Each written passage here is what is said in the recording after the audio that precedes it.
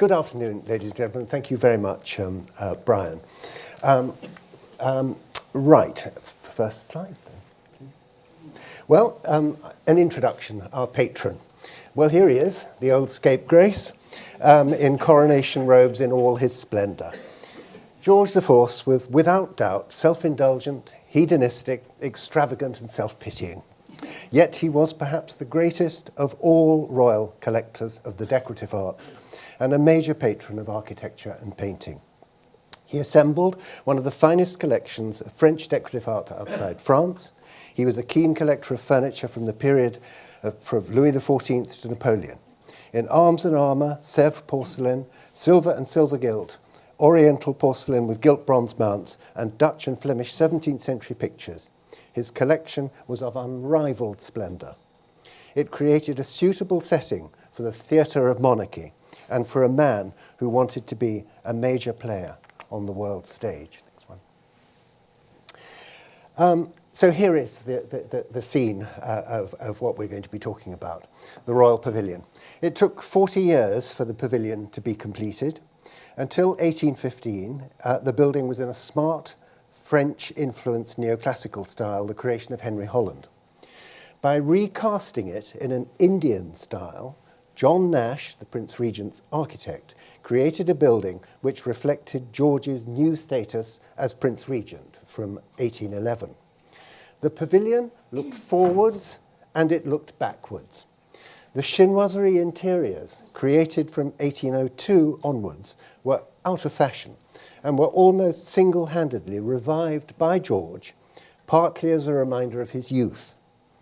The entirely up-to-the-minute and novel Indian style looked forward. The taste was fashionable amongst a discerning elite. And of course, it brought to mind Britain's burgeoning colonial project in India. To look forward and to look backwards, surely the essence of a civilized person. Next one. So this is an image of the banqueting room as created for the Prince Regent, an image which gives an idea of the overwhelming splendour of the pavilion and the interiors once completed and furnished.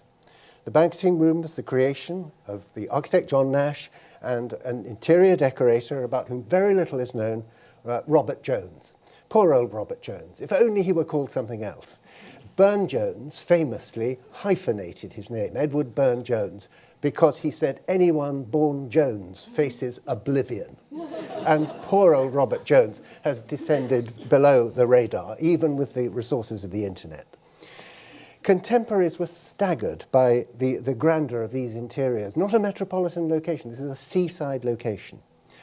It was stripped between 1847 and 1848 by Queen Victoria, and Nicola will come to that. But very soon, Queen Victoria returned things that were stripped from these interiors. So the great central chandelier in the middle, for which she had no use, was returned by Queen Victoria in 1862. It's possibly, I contend, one of possibly the grandest chandelier ever made in any country, anywhere. I know that's a bold contention, but I've never seen anything as splendid as this particular chandelier, described as very superb in the infrared, matchless design and workmanship.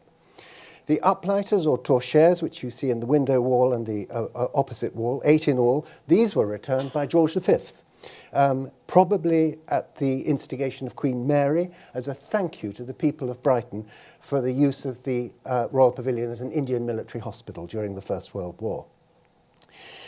They were returned in the 1930s, and they were the first freestanding items to be returned after the stripping, which we'll come to. These torchères were designed by Robert Jones, made in about 1820. The upper parts are deep blue cylinders of Spode stoneware, the lower part painted wood. The gilt bronze mounts by Benjamin Louis Valliermy, and the lotus shades by Perry.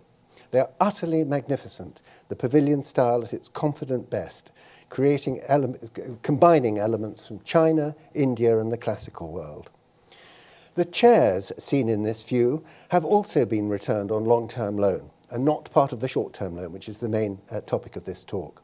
Again, these were designed by Robert Jones, made by Tate and Bailey and Saunders, and supplied in 1817.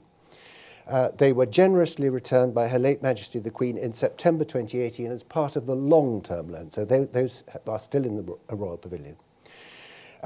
1 year later, in 2019, all the satin wood, the sideboard tables were returned as part of the short-term loan and were on view in the pavilion until January 2022. Again, designed by Robert Jones, made by Bailey and Saunders. Thus, for 2 years, the room looked almost exactly as in this view, with the exception of the magnificent Axminster carpet. So that's just a little introduction, and I'm now going to hand over to Nicola Turner Inman, who's going to talk jump from George IV to his niece, Queen Victoria. Nicola. So as David says, he gets George, I get Victoria. The pavilion is a strange, odd, Chinese-looking thing, both inside and outside, most rooms low, and I only see a little morsel of the sea from one of my sitting room windows, which is strange when one considers that one is quite close to the sea. Of Brighton itself, I cannot yet judge, as the streets were so very much crowded. So wrote Queen Victoria on Wednesday the 4th of October 1837. This entry in Queen Victoria's journal gives us an insight into her first impressions, but also perhaps alludes to why the Royal Pavilion ended up being sold. However, it has also aided the creation of the belief that the Queen disliked the pavilion and Brighton itself. Yet, if one reads Queen Victoria's diaries from her first visit in 1837, which was just 4 months after her accession to the throne, and she stayed 5 weeks, one sees a different story, such as this entry from Tuesday the 18th of December 1838. The pavilion lighted up, looked cheerful and felt warm, and my impression of it was not so cheerless as last year. The gallery lit looks very pretty. The whole pavilion has been done up and regilt and looks very fresh and pretty. But marriage to her German cousin, Prince Albert Saxe-Coburg-Gotha, on the 10th of February 1840 did change things. The increasing lack of privacy and the growing royal family brought about the increased desire for somewhere less public, but there was also the increasing need in the Queen's eyes to alter Buckingham Palace. It was during this last stay at the Pavilion in 1840 that the Queen raised the subject with her Prime Minister, Sir Robert Peel. Sunday, the 16th of February 1845. We saw Sir Robert Peel and talked with him about the proposed additions to Buckingham Palace, which he is quite ready to bring forward, only that he is not quite certain as to how. He is also convinced of the necessity of getting a quiet seaside place instead of this, and to build with the money this place would fetch. However, the question is whether the money should be used for a marine pavilion or for Buckingham Palace. The site of the Royal Pavilion was constricted, urban and increasingly lacking in privacy. For George IV, it had been a sense of freedom and pleasure, with the Royal Pavilion being the physical embodiment of spirit and gaiety. But with the advent of the railways and the increase in travel, Brighton had become a popular destination. And Victoria and Albert, together with the growing royal family, sought greater privacy and retreat from court life, as they referred to it, the mob of Brighton. The decision not to use the pavilion as a royal residence was really due to the lack of privacy, a growing royal family, and literally being mobbed every time they left the building. Wednesday, the 19th of February, 1845, Queen Victoria wrote, "Strange to say, disagreeable as the publicity of Brighton is, still, in the end, it amuses us, and we are always sorry to go away." However, Victoria left Brighton by train on the next day, 20th of February 1845, never to return. The decision to sell had been made. Neither housekeeper or housemaids were employed after the end of 1845. The last bills were paid in June 1846. A bill was drawn up by the Chancellor of the Exchequer to authorise the sale of the Royal Pavilion at Brighton and the grounds thereof, and to apply the money from such sale. Friday, 18th August 1846, Parliament voted for £20,000 for alterations of Buckingham Palace. The sale of the pavilion was to make up the rest. However, there was still the question of a more private retreat. The answer was to lie in the Isle of Wight, where Queen Victoria had spent many holidays during her childhood. Here we have Osborne House, as she described it, a place of our own, quiet and retired. It was purchased for £26,000 in 1844. Thomas Cubitt was the builder, but the design was all Albert, in the style of an Italian palazzo. Built between 1845 and 1851, Queen Victoria described it as their sweet, sweet seaside home in 1850. It has been said that they began their married life with everything that surrounded them belonging to her. At Osborne, she came to be surrounded by everything that was chosen and arranged by him. This was a key piece of information, as it gives an insight to why the pavilion was sold. The need for the next generation to make their mark. The pavilion was very much the residence of her uncle, and her and Prince Albert's needs with the growing family struggled to inhabit what was basically essentially a pleasure palace. Victoria needed somewhere of her own, and Prince Albert, with his artistic energy and vision, coupled with his knowledge and experience of living on the continent, wanted to create something more in line with their taste and needs.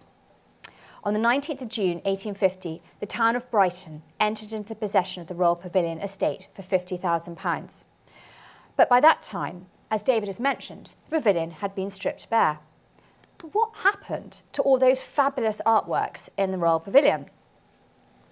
The story begins with this, with Janew's inventory of 1846, an inventory of all the contents of the Royal Pavilion carried out by Mr. James Denew and his son from 1846 to 7 for the Lord Chamberlain on behalf of the Queen, much like the modern-day inventory checks carried out by the Royal Collection across all the royal residences, as mentioned by Caroline yesterday. Each room was given a letter and a number: A1, table deckers room; A2, banqueting room, etc.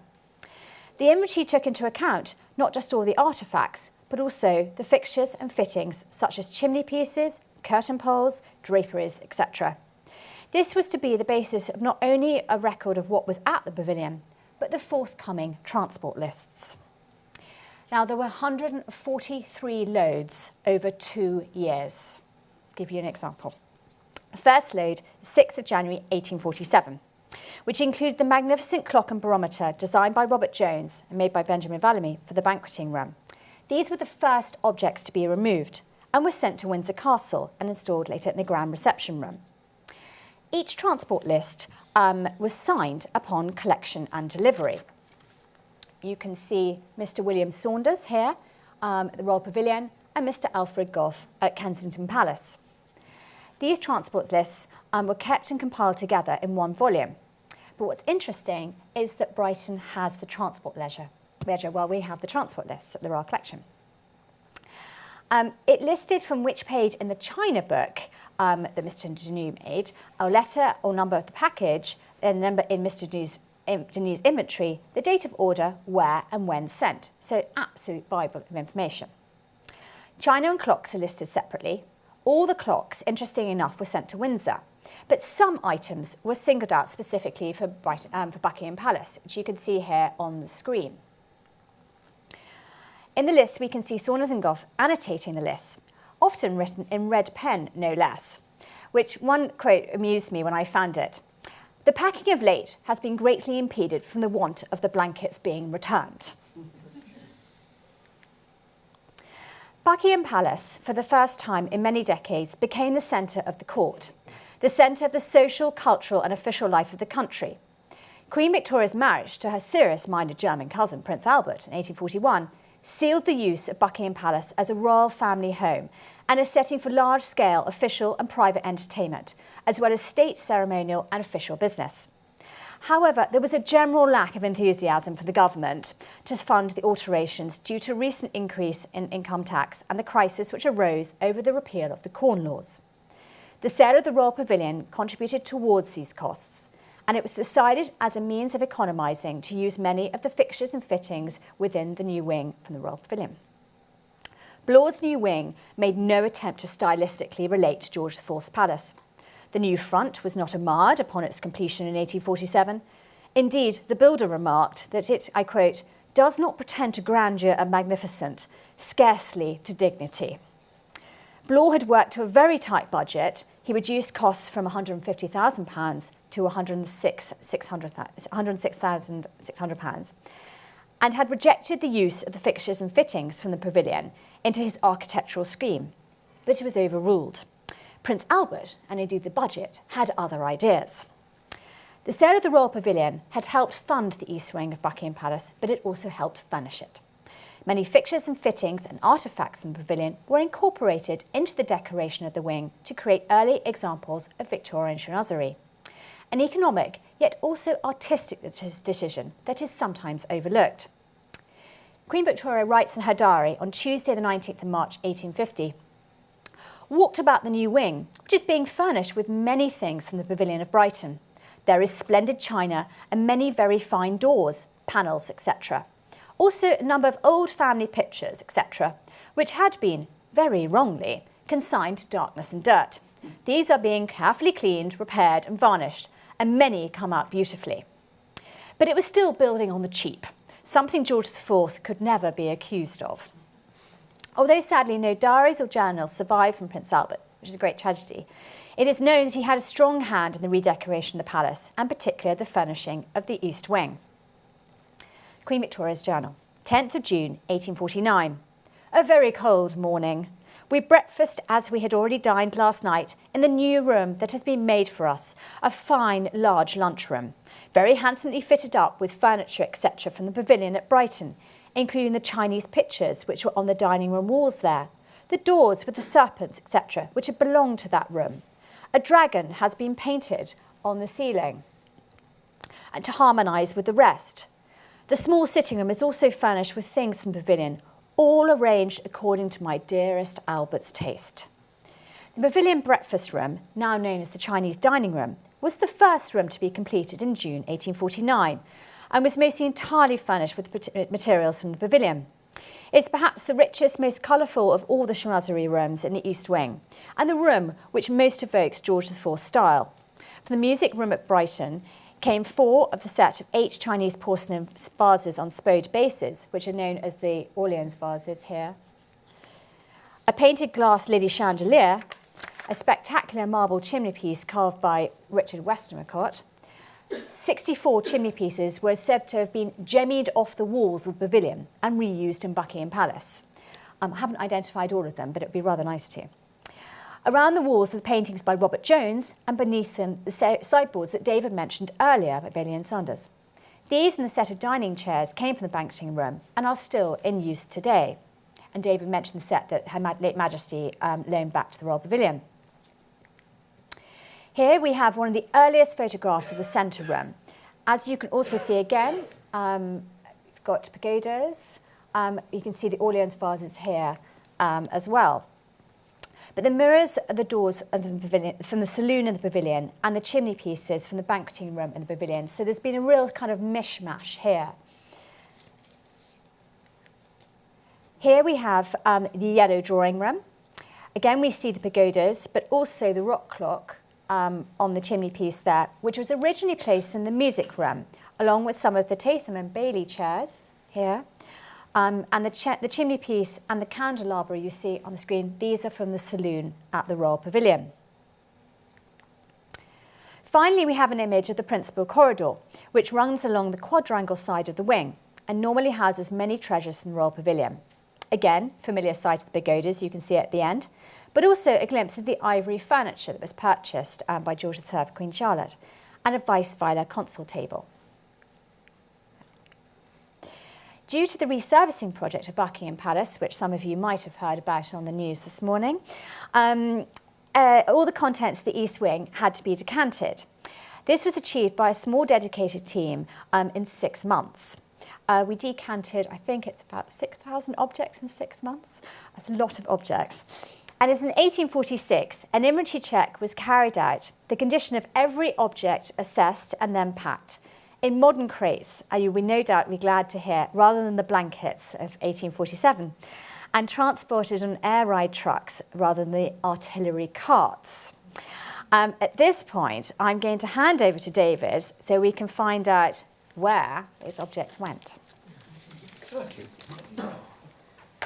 Oops. Got it? Okay. Right.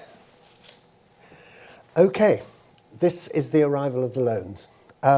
September the 16th, 2019, one of the happiest days of my life. It was the most wonderful and exciting day. As if the clearances that Nicola's been talking about, the 1847 to 1848 clearances, had never happened. Throughout the whole process, the Royal Collection staff were so helpful and encouraging. When I used to attend openings at the Queen's Gallery, sitting at the top of the stairs, the director of the Royal Collection, Tim Knox, would always say to me, "Ask for more things, ask for more things." It was just wonderful. Thus did the curatorial dream, the dream of all my predecessors as curator of the pavilion, come true. 123 objects were returned, and as we shall see, gave a sense of the almost unimaginable richness of the pavilion. Of course, there was enormous discussions and deliberation as to what objects should be returned, where they should be placed, what to do with the objects removed to make way for the loan. Careful measurements had to be taken. In some cases, chimney pieces had to have their shelves widened because the originals, as Nicola said, had all been removed. A team from the Royal Collection Trust and the Pavilion worked closely together to ensure a smooth transition. Protection had to be applied. This is the long gallery at the at the Pavilion. The carpet had to be protected when the heavy crates were brought in on wheels. A local firm provided self-adhesive carpet film with chipboard on top. The doors and walls all had to be protected with Corex. Next one. This is the music room, and this gives a good idea of the amount of preparatory work involved with this extraordinary loan. Every object, as well as parts of object, had its own crate. The cost of this was enormous, as you can imagine. Each crate was provided with unique identification. Next one. This shows Tamsin Douglas from the Royal Collection Trust checking a candelabrum by Robert Jones. Behind can be seen the newly redecorated saloon with a good image of His Majesty's geranium and gold colour silk, the pattern of which was discovered by Annabel Westman. The saloon had been restored in 2018. The walls of the saloon are decorated with a leaf and flower motif, not just in silver, but in platinum. The room decoration was completed, almost as if waiting for the return of the original furnishings. Next one. This is condition checking a thermometer designed by Robert Jones. Nicola mentioned that the first objects to be removed from the pavilion were a thermometer and barometer by Jones. Almost the first objects to be returned were these same ones, returned since 1847. Note the built-up shelf on the chimney piece behind. The chimney piece there is a 19th century replacement for the original, which is at Buckingham Palace. The clock and barometer were these first objects to be returned. Next one. This shows the installation of the rock clock in the music room. You can see the vast amount of technical staff involved in this procedure. These are staff mostly from Constantine. Visible on the left is one of the 6 pagodas made in 1803 at Jing-Dizen and acquired in 1804 from Robert Fogg. Robert Fogg supplied Spode porcelain bases to them, and gilt bronze mounts were subcontracted to Valumi. On the chimney piece, you can see a pair of Japanese vases made in about 1690 to 1730 at Arita, with gilt bronze French late 18th century mounts. The vases probably bought in Paris in 1816 by François Benoit, Georges Patissier. When these vases were installed, the phoenix or Feng Huang bird motif, called an imperial bird in the inventory, matched similar imperial birds painted on the canvas in the music room. The canvas was returned in 1862 by Queen Victoria. In the corner can be seen one of the 4 Orleans vases that Nicola mentions of Chinese porcelain of about 1710 to 25, raised on English Spode bases. Next one. Here, these 3 images. Top left, a table by Adam Weisweiler. The Weisweiler console table was supplied in 1790 for the Chinese drawing room at Carlton House. The Chinese drawing room at Carlton House was to an extent a precursor of the exotic interiors, which reached their final culmination at the Royal Pavilion. And the tables might be seen as the seed from which the whole pavilion enterprise grew. These Weisweiler tables were probably designed by Dominique Daguerre, a Marchand Mercier, Dominique Daguerre, in association with Henry Holland. They were moved to Brighton on George's instructions in 1819, with another one of a slightly different pattern. And then the two vice filers were copied by Edward Bailey of Bailey and Saunders to make 4 tables needed for the room. The right-hand image is a saloon pedestal and vase, the vase of about 1780 to 1810 in celadon porcelain, decorated with 8 Buddhist emblems and the 8 immortals. These were bought before 1824. They have French mounts. The enormous size of these vases and the large-scale mounts are appropriate for the size and splendour of the saloon. They rise above eye level and assume a monumental quality. They are sitting on a pedestal designed by Robert Jones again, made by Bailey and Saunders in about 1820. Indian-inspired, as you can see, arch, which matches motifs on the chimney-piece. There are sunflowers throughout the saloon, and these sunflower motifs can be seen on this pedestal, on the carpet, and elsewhere. The mounts are all by Samuel Parker. Next one.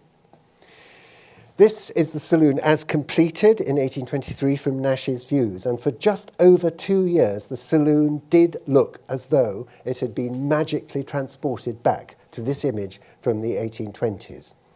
Following the comprehensive restoration of the room over an 8-year period, the room was reopened in 2018, and before the short-term loan, which is the subject of this talk, the late Queen Elizabeth II returned on long loan the wonderful potpourri, which you can see in the window bay of this image, and 6 of the chairs originally designed for this room by Robert Jones.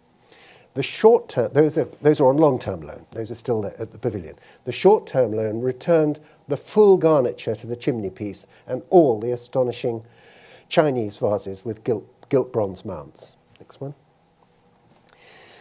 This shows the installation of the astonishing Kailin clock, which you can see on the right, and 2 candelabra. The Kailin clock here, which is you've seen at the beginning of every lecture, is one of the most extraordinary objects in the entire royal collection. This extravaganza, described in the accounts as very curious, indeed it is, was bought in Paris on George's instructions in about 1820. It is an extraordinary product of the Marchand Mercier, a dealer in luxury goods.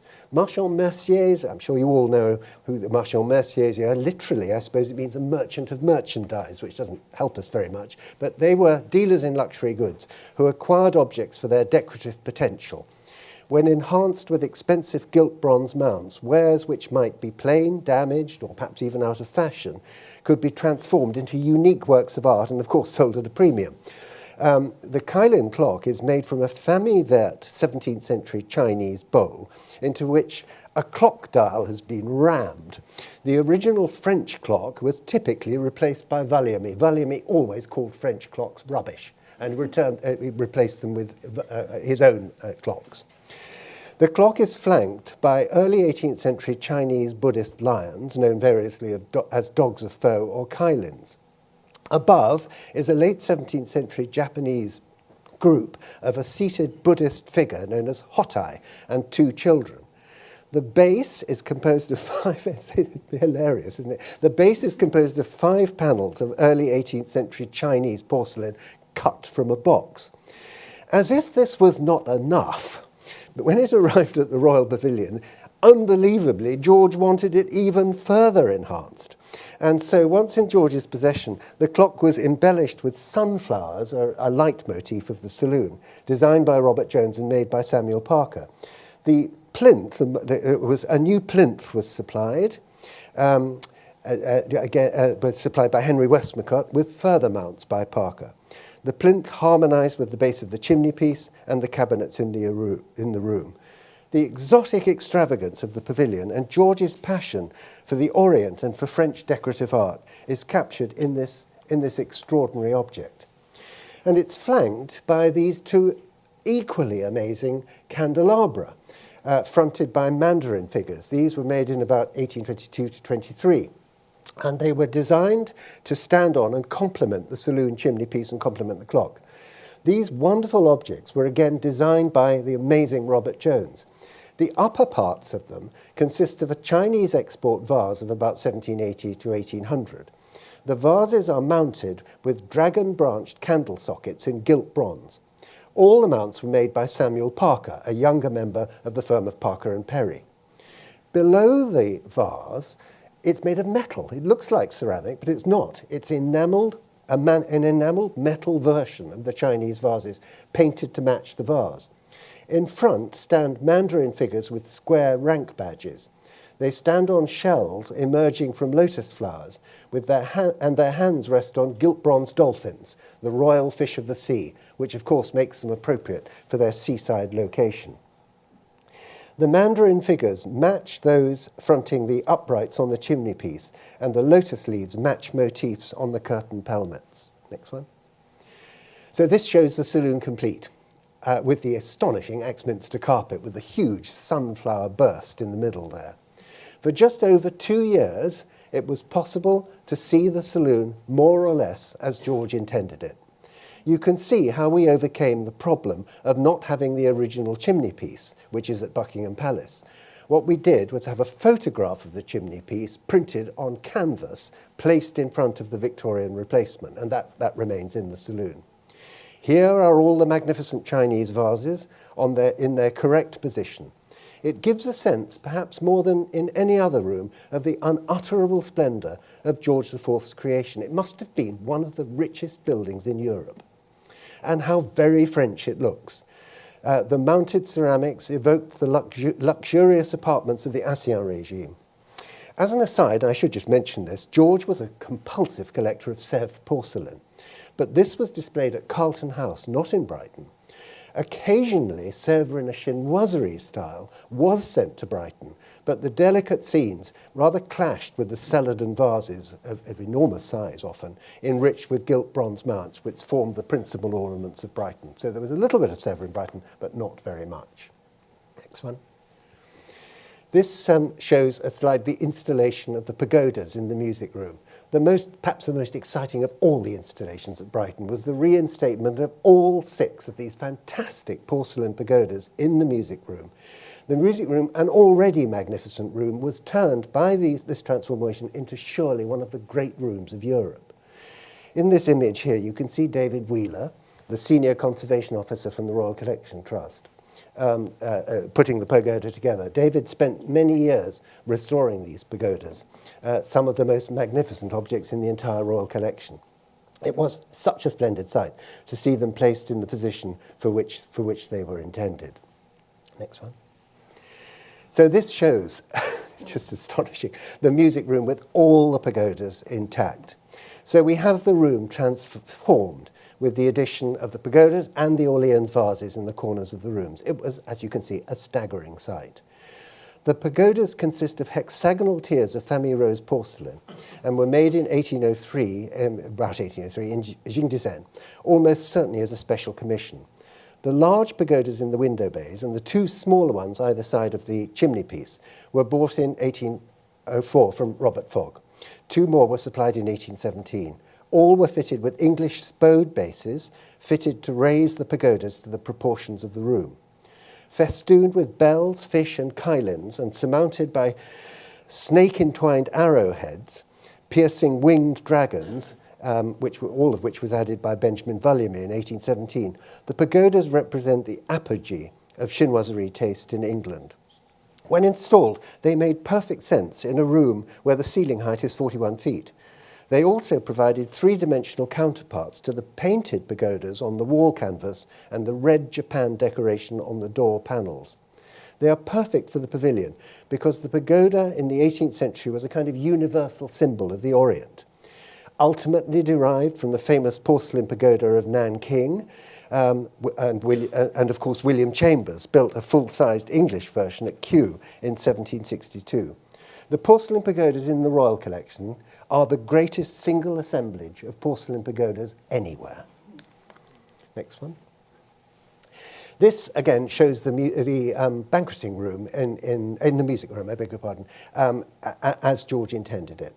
Music was one of George's great passions. He played the cello and had a private band of wind and percussion players. Here George sits on the left of the image, flanked, I'm afraid, by his last mistress, the old rep never let up, the Marchioness Cunningham, and her daughter. On the far right, you can just make out the Duke and Duchess of Wellington.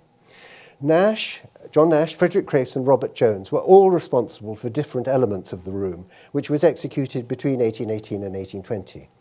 The wall decorations are in oil on huge sheets of canvas. They were painted by Henry Lamberlet and 34 assistants under Frederick Crace's general direction. These were returned by Queen Victoria in 1862. The huge chandelier by Perry and Company are in the form of water lilies edged with pearl-like drops of water. The central one and 4 others were returned by Queen Victoria. 4 others remained at Buckingham Palace. The room was primarily for nighttime use, when the oval windows were illuminated from behind by gas and the chandeliers lit by oil lamps. The torches in the corners were also fitted with oil lamps. So when the pagodas, the Orleans vases, the candelabra and the clock were returned to the room, which was already supplied with a reproduction of the original draperies and carpet, it looked for the first time in 174 years as magnificent as in this view. As I've said, one of the great rooms of Europe. Next one. Look at this. This is almost one of my favourite objects. This is a clock made for the banqueting room. If one object sums up the pavilion style at its apogee, it is this. A clock and a thermometer were designed by Robert Jones, made by, or compiled possibly, by Benjamin Vulliamy in about 1819. This superlative example of European chinoiserie in gilt bronze, silver, lapis lazuli and enamel was described by Edward Brayley in 1838 thus: "The dial forms the centre of an opening sunflower, on each side of which, as though reposing in the shade of its exuberant and varied foliage, are Chinese figures, one with a bow, the other with a fan." When placed on the built-out chimney-piece, motifs on the clock repeated those in the room. It was as if the painted Chinese figures on the wall had taken three-dimensional form. The lapis lazuli base was echoed in the deep blue of the flanking Chinese vases, which we did not borrow. Those are at Windsor Castle. Next one. This slightly sadder image here in a way, this is returning, the top left image is packing one of the overdoors, and you can see it installed on the right-hand image. These overdoors were designed by Robert Jones again, this man, supplied by Bailey and Saunders, carved and gilded by Fricker and Henderson in 1819.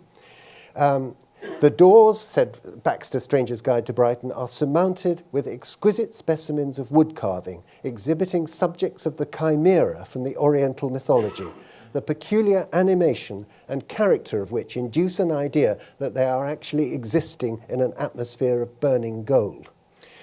The term chimera has several meanings, but in this case it probably refers to a mythical creature with parts taken from other animals, a dragon's head and a snake's body. All the motifs are repeated on other objects in the banqueting room. The Royal Collection staff call these overdoors hydras, interestingly, after the 7-headed water snake dispatched by Hercules as part of his 12 labours. The term hydra was not used in contemporary descriptions, but could Jones have had the monster in mind? Anyway, you can see one of the original overdoors installed on the right side. 2 of them came back. The COVID plague affected the return of the other 2, so we didn't get all 4 back, but we got 2.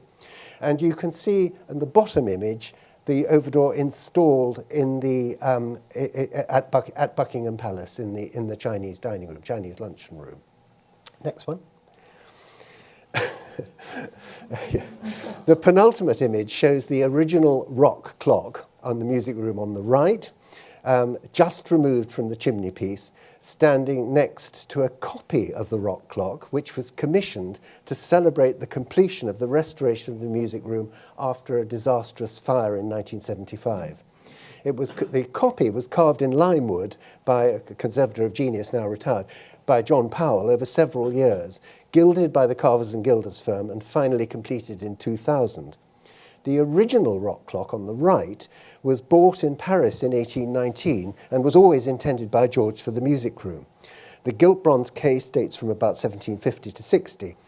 Typically, Benjamin Louis Vulliamy again removed the French movement and inserted his own movement and dial in 1820. The palm tree, the Chinese figure, and the dragon on the base echo motifs painted on the walls and carved on the mirror frame and chimney piece. The clock is surmounted by figures of Venus and Cupid. Interestingly, Geoffrey Beleg, in a letter that I found in the Pavilion files, thought that the figures on our copy of the rock clock were, he called them anorexic, compared with those on the original. Comparing the two, I can't really see them as anorexic, but there we are. Yeah, I think so, yes. Next one. So the last image, the sad image going into the sunset, this is the Constantine lorry on the 19th of January 2022, containing the last of the loans to be returned, exiting through the southern Indian Gate, built in 1921. The gate was a gift of the princes and people of India for the use of the pavilion as an Indian military hospital during the First World War. Reparations for damage after the war enabled the first scholarly steps towards the restoration of the pavilion, an ongoing process which was so encouraged by the return, to use Howard Carter's phrase of the Tutankhamun discoveries, of these wonderful things. Thank you.